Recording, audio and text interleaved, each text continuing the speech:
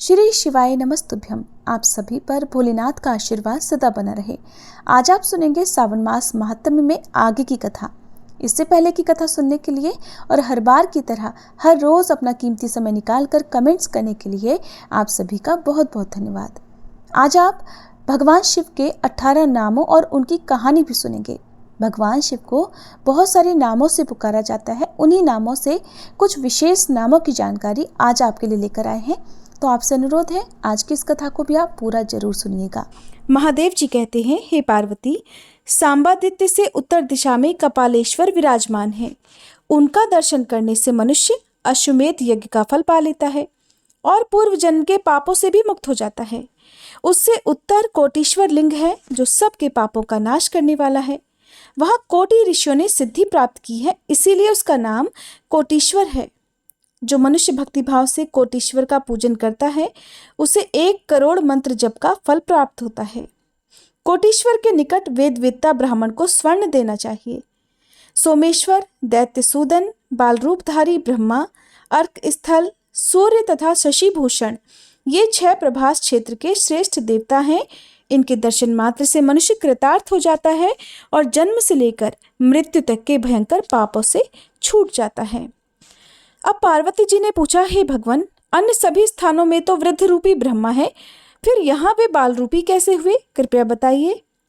महादेव जी कहने लगे, देवी, मनुष्य इस संसार में तभी तक दुख, शोक और भय के समुद्र में डूबे रहते हैं जब तक कि ब्रह्मा जी के प्रति उनकी भक्ति नहीं होती। जीव का मन जैसे विषयों में लगा है, अगर उसी प्रकार ब्रह्मा जी में भी लग जाए तो कौन बंधन से मुक्त नहीं होगा। सोमनाथ से ईशान कोण में और सांबादित्य से अग्नि कोण में ब्रह्मा जी का उत्तम स्थान है।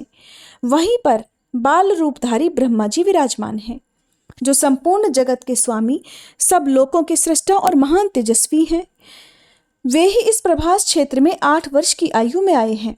उन्होंने ही सोमनाथ लिंग की स्थापना करके ब्राह्मणों को बहुत सी दक्षिणा दी।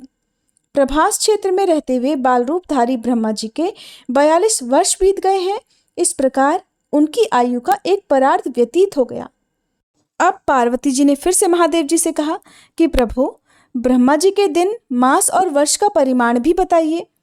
महादेव जी कहने लगे, देवी, ब्रह्मा जी की जो परम आयु है उसका एक परार्ध बीत गया है, अब दूसरा परार्ध चल रहा है। 8 वर्ष की आयु में वे यहाँ आए थे, इसलिए उन्हें बाल रूपी कहते हैं। प्रभास क्षेत्र को छोड़कर अन्य सभी तीर्थों में वे वृद्ध रूपी ही हैं। प्रथम कल्प में इनका नाम स्वयंभू था, दूसरे में पद्मभू, तीसरे में विश्वकर्ता और चौथे में बाल रूपी कहे गए हैं। जो मनुष्य प्रतिदिन इन नामों को स्मरण करता है वह दीर्घायु होता है। चंद्र, सूर्य आदि सभी ग्रह, देवता, असुर, दानव तथा समस्त त्रिलोकी ये सब ब्रह्मा जी की रात आने पर नष्ट हो जाते हैं। फिर दिन आने पर जब ब्रह्मा जी जगते हैं तब पहले की तरह सृष्टि करने लगते हैं। पलक गिरने में जितना समय लगता है उसके 1/4 भाग को त्रुटि कहते हैं। 2 त्रुटि का 1 निमेष होता है। 15 निमेषों की 1 काष्ठा होती है। 30 काष्ठाओं की 1 कला, 30 कलाओं का मुहूर्त और 15 मुहूर्तों का 1 दिन होता है। दिन के बराबर ही रात का भी मान है। दिन तथा रात दोनों को एक अहोरात्र कहते हैं। 15 दिन रातों का पक्ष और 2 पक्षों का मास होता है। 6 मासों का 1 अयन और 2 अयनों का 1 वर्ष होता है। 43,20,000 सौर वर्षों का 1 चतुर्युग होता है। 71 चतुर्युगों का मनवंतर कहा गया है। यह संक्षेप से इंद्र देवता की आयु बताई गई है। ब्रह्मा जी के एक दिन में 14 मनु और 14 इंद्र नष्ट होते हैं। विश्ववक्ता, विपश्चित, स्वचित्ती, शिवी, विभु, मनोभुव, ओजस्वी, बलि, अद्भुत, शांति, वृषा, शतधामा, दिवसपति, शुचि ये 14 इंद्र हैं। ब्रह्मा जी का दिन जितना बड़ा होता है उनकी रात भी उतनी ही होती है। ये कल्प का मान बताया गया। पहला श्वेत कल्प है, दूसरे कल्प का नाम नीललोहित, तीसरे का वामदेव, चौथे का रथंतर, 5वें का रौरव, 6ठे का प्राण, 7वें का बृहत कल्प, 8वें का कंदर्प, 9वें का सद्य कल्प, 10वें का ईशान, 11वें का ध्यान, 12वें का शाश्वत, 13वें का उदान, 14वें का गरुड़, 15वें का कूर्म, 16वें का नारसिंह, 17वें का समाधि, 18वें का आत्रेय, 19वें का सोम, 20वें का भावन, 21वें का तत्पुरुष, 22वें का वैकुंठ, 23वें का अर्चित, 24वें का रुद्र, 25वें का लक्ष्मी, 26वें का सारस्वत, 27वें का वैराज, 28वें का गौरी कल्प, 29वें का महेश्वर कल्प और 30वें का पितृकल्प है। यही ब्रह्मा जी की अमावस्या है। ब्रह्मा जी के महीने के ये 30 कल्प बताए गए। इस समय वराह कल्प चल रहा है। यही ब्रह्मा जी की प्रतिपदा है जिसमें भगवान वराह ने रसातल से पृथ्वी का उद्धार किया था। 30 कल्पों का ब्रह्मा जी का एक मास माना गया है। ऐसे 12 मासों का एक वर्ष होता है। ऐसे वर्षमान से जब ब्रह्मा जी 8 वर्ष के थे तब सोमदेव उन्हें प्रभास क्षेत्र में लेकर आए और उन्हीं के द्वारा सोमनाथ जी की प्रतिष्ठा का कार्य संपन्न हुआ। इस प्रकार प्रभास क्षेत्र में निवास करते हुए ब्रह्मा जी का एक परार्ध व्यतीत हो गया और अब दूसरा चल रहा है। इस तरह बचपन से ही उनका इस क्षेत्र में निवास होता है। मनीषी पुरुषों के द्वारा वे बारंबार वंदनीय हैं। यात्रा का उत्तम फल चाहने वाले पुरुषों को पहले उन्हीं की पूजा करनी चाहिए। जो भक्ति पूर्वक ब्रह्मा जी की पूजा करता है वह निश्चय ही मेरा भी पूजन करता है। जो उनसे द्वेष करता है वह मुझसे भी द्वेष करता है और जो उनका पुजारी है वो मेरा भी पूजक है। सुंदरी, ऐसा जानकर मन में भेदभाव न रखते हुए ब्रह्मा, विष्णु तथा रुद्र की एक रूप से ही पूजा करनी चाहिए। देवी, भूतेश से वायव्य कोण में 30 धनुष की दूरी पर गोप्यादित्य का स्थान है। पूर्व काल में महातेजस्वी श्री कृष्ण जब 56 कोटि यादवों के साथ प्रभास क्षेत्र में आए उस समय 16,000 गोपियां भी वहीं आ गईं। उनमें से जो सर्वश्रेष्ठ 16 गोपियां बताई गई हैं उनके नाम बताता हूँ, सुनो। लंबनी, चंद्रिका, कांता, अक्रूरा, शांता, महोदया, भीषणी, नंदनी, अशोका, सुपर्णा, विमला, अक्षया, शुभदा, शोभना और पुण्या ये हंस अर्थात श्री कृष्ण चंद्र की कलाएं मानी गई हैं। परमात्मा श्री कृष्ण ही हंस हैं और उनकी ही ये शक्तियां हैं। श्री कृष्ण चंद्र स्वरूप हैं और ये गोपियां उनकी कलाएं हैं। उपर्युक्त 15 कलाओं के सिवा मालिनी उनकी 16वीं कला है। जो पुरुष इस प्रकार जानता है उसे वैष्णव जानना चाहिए। उन 16,000 गोपियों ने भगवान श्री कृष्ण की आज्ञा लेकर उस क्षेत्र में निवास करने वाले नारद आदि मुनियों के सहयोग से विधिपूर्वक भगवान सूर्य की स्थापना की और नाना प्रकार के दान दिए। महर्षियों ने वहां भगवान सूर्य का नाम गोप्यादित्य रख दिया। इस प्रकार सूर्य देव की प्रतिष्ठा हो जाने पर वे सब गोपियां कृतार्थ हो गईं और महान यश पाकर श्री कृष्ण के साथ द्वारका को चली गईं। प्रभास क्षेत्र में गोपियों द्वारा स्थापित जो गोप्यादित्य है उनका दर्शन मात्र करके मनुष्य दुख शोक से मुक्त हो जाता है। जो मनुष्य माघ मास की सप्तमी को उपवास करके गोप्यादित्य की पूजा करता है वह अपने पितरों को 7 बार तृप्त कर लेता है। वह अपने सभी रोगों का नाश करता है और दुष्ट चेष्टा परायण दुर्जय शत्रुओं को भी जीत लेता है। सप्तमी को तेल का स्पर्श ना करे, नीले रंग का वस्त्र ना पहने, आंवला लगाकर स्नान ना करे और कहीं किसी के साथ विवाद भी ना करे। नील के रंगे हुए वस्त्र धारण करके द्विज जो भी स्नान, दान, जप, होम, स्वाध्याय तथा पितृ तर्पण आदि कर्म करता है वे तथा इसके 5 महायज्ञ भी उस नील सूत्र के कारण नष्ट हो जाते हैं। अगर ब्राह्मण नील का रंगा हुआ वस्त्र अपने अंगों में धारण कर ले तो रात दिन उपवास करके पंचगव्य पीने से ही शुद्ध होता है। अगर किसी ब्राह्मण के रोमकूपों में नील के रस का अर्थात नील मिश्रित जल का प्रवेश हो जाए तो वह पतित हो जाता है और 3 कृच्छ व्रत करने पर ही उसकी शुद्धि होती है। अगर ब्राह्मण भूल से भी नील वृक्षों के बीच में से निकल जाए तो वह दिन रात उपवास करके पंचगव्य पीने पर शुद्ध होता है।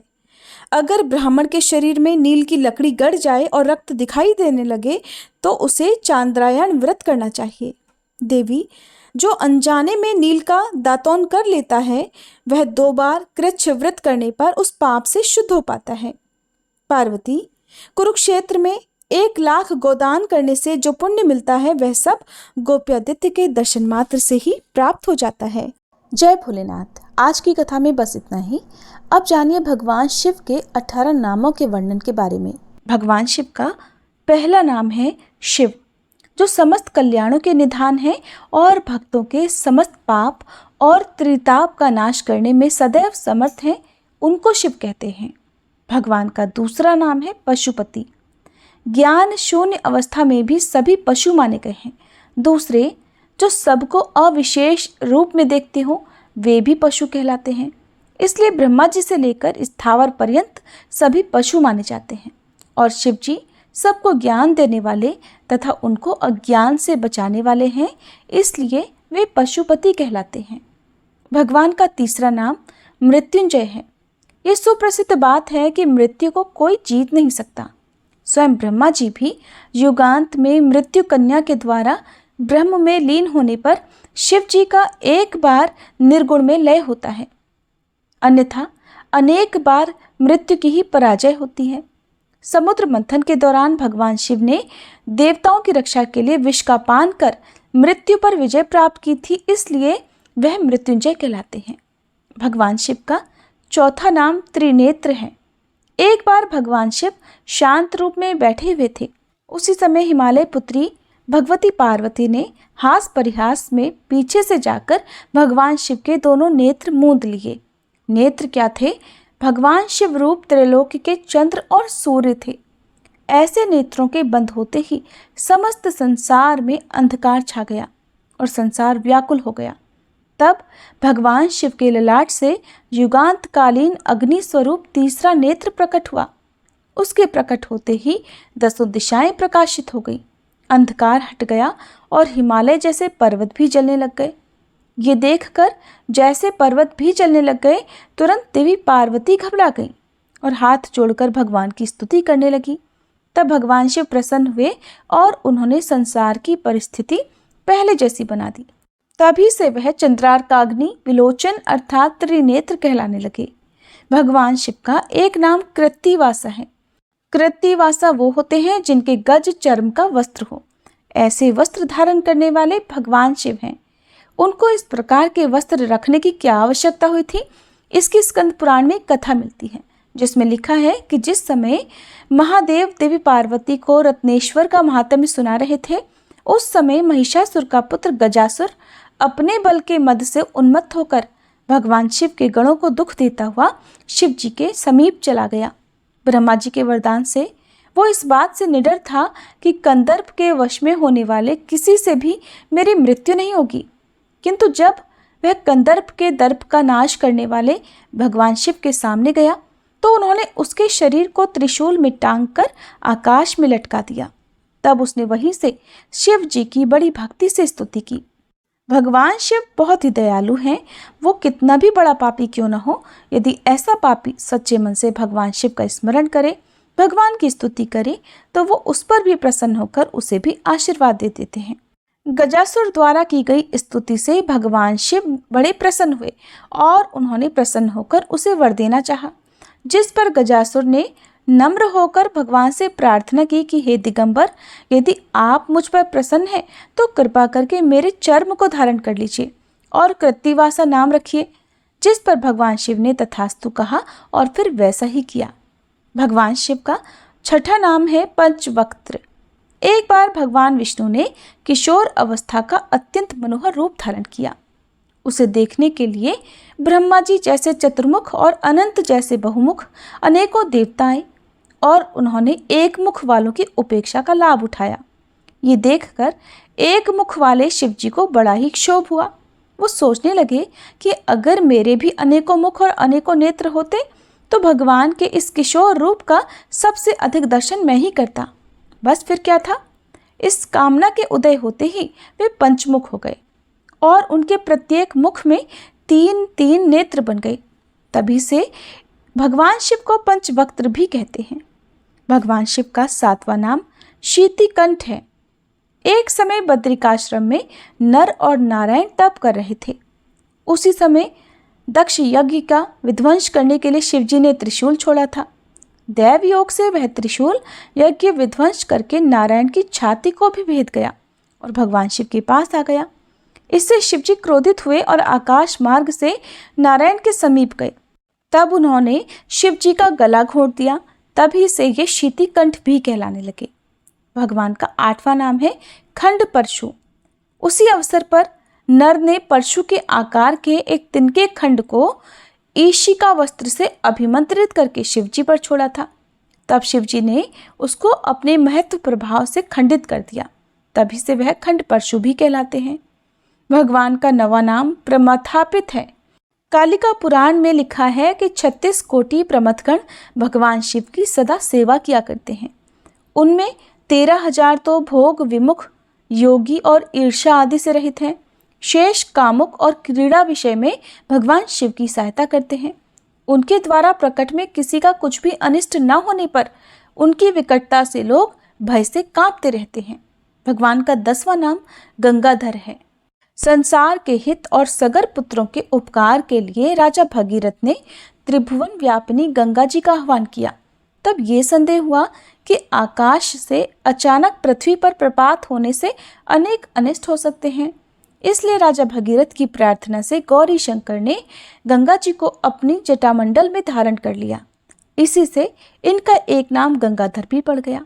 भगवान का 11वां नाम महेश्वर है। जो वेदों के आदि में ओंकार रूप से स्थित रहते हैं वो महेश्वर कहलाते हैं। संपूर्ण देवताओं में प्रधान होने के कारण भी इन्हें महेश्वर कहा जाता है। भगवान का 12वां नाम रुद्र है। दुख और उसके समस्त कारणों के नाश करने से तथा संहार आदि में क्रूर रूप धारण करने से शिवजी को रुद्र कहा जाता है। 13वां नाम विष्णु है। पृथ्वी, अप, तेज, वायु, आकाश इन 5 महाभूतों में तथा जड़, चैतन्य आदि संपूर्ण सृष्टि में जो सदैव व्याप्त रहते हैं उन्हीं को विष्णु कहते हैं। ये गुण भगवान शिव में सर्वदा विद्यमान रहता है, इसलिए शिवजी को विष्णु भी कहते हैं। 14वां नाम पितामह है। अर्यमा आदि पितरों के तथा इंद्र आदि देवों के पिता होने और ब्रह्मा जी के भी पूज्य होने से भगवान शिव को पितामह भी कहते हैं। 15वां नाम संसार वैद्य है। जिस प्रकार निदान और चिकित्सा के जानने वाले सवैद्य उत्तम प्रकार की महाऔषधियों और अनुभूत प्रयोगों से संसारियों के समस्त शारीरिक रोगों को दूर करते हैं, उसी प्रकार भगवान शिव भी अपनी स्वाभाविक दयालुता से संसारियों को भव बंधन से मुक्त करते हैं। अन्य वेद आदि शास्त्रों में भी ये सिद्ध किया गया है कि भगवान शिव अनेक प्रकार की अद्भुत, अलौकिक और चमत्कृत औषधियों के ज्ञाता हैं। उनके पास से अनेक प्रकार की महाऔषधियाँ प्राप्त हो सकती हैं और वे मनुष्यों के सिवा पशु, पक्षी और कीट पतंग आदि ही नहीं, स्थावर जंगमात्मक संपूर्ण सृष्टि के प्राणी मात्र की प्रत्येक व्याधि, प्रत्येक रोग के ज्ञाता और उसको दूर करने वाले भी हैं। इसलिए वह संसार वैद्य नाम से भी जाने जाते हैं। भगवान शिव का 16वां नाम है सर्वज्ञ। तीनों लोकों और तीनों काल की संपूर्ण बातों को भगवान सदाशिव अनायास जान लेते हैं, इसी से उन्हें सर्वज्ञ कहते हैं। भगवान शिव का 17वां नाम है परमात्मा। अब तक बताए गए सभी गुणों से संयुक्त होने और समस्त जीवों की आत्मा होने से भगवान शिव परमात्मा भी कहलाते हैं। भगवान शिव का 18वां नाम है कपाली। श्री ब्रह्मा जी के मस्तक को काटकर उनके मस्तक को कई दिनों तक अपने कर में धारण करने से आप कपाली कहे जाते हैं। तो ये थी भगवान शिव के 18 नामों की जानकारी। अगर आपको पसंद आई हो तो वीडियो को लाइक जरूर कीजिएगा।